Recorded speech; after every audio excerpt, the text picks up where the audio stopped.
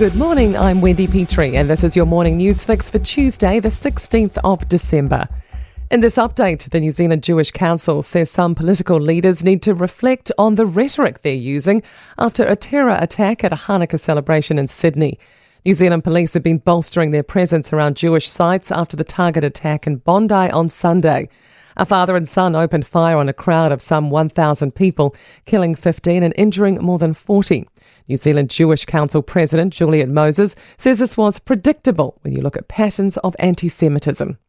We know what to look out for when you get this kind of mob mentality and people egging each other on. It leads to actual violence. It's thought the government books will be in worse shape than forecast in the budget. Half-year economic and fiscal update documents are coming out early this afternoon, carrying key economic metrics.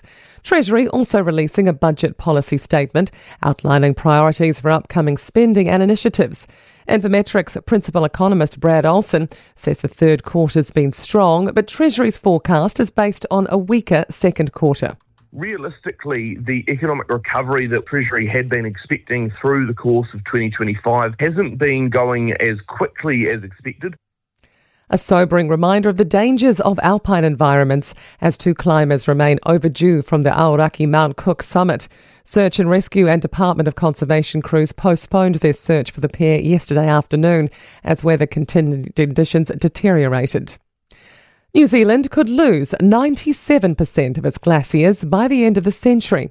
A study published in Nature Climate Change finds that's the case if the planet heats up to 4 degrees above pre-industrial levels by 2100.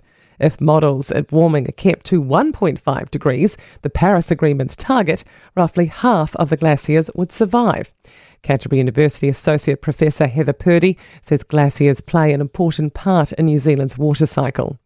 Glaciers store water in its frozen form and then actually release that water at times of the year when we need it most, when it's actually warm. The AA wants to see changes to the government's proposed reforms to the Warrant of Fitness scheme. Under the proposal, the first WOF on a light vehicle would last 4 years before needing an inspection every 2 years until it's 10 years old. AA Principal Policy Advisor Terry Collins says extending the first inspection to 4 years will mean more wear and tear on brakes and tyres. He says a review in the UK found the cost savings were not worth the risk. The 32-year-old son of Hollywood director and actor Rob Reiner is in custody after his parents were found dead in their Los Angeles home. The bodies of 78-year-old Reiner and his wife Michelle Singer were found on Sunday afternoon. To sport, Black Caps T20 specialist Tim Seifert has blasted a century off just 53 balls for the Melbourne Renegades in a 14-run Big Bash win over the Brisbane Heat in Geelong. Plunket Shield leaders Auckland have been humbled by Canterbury in their round 4 match in Christchurch, losing by an innings and 72 runs.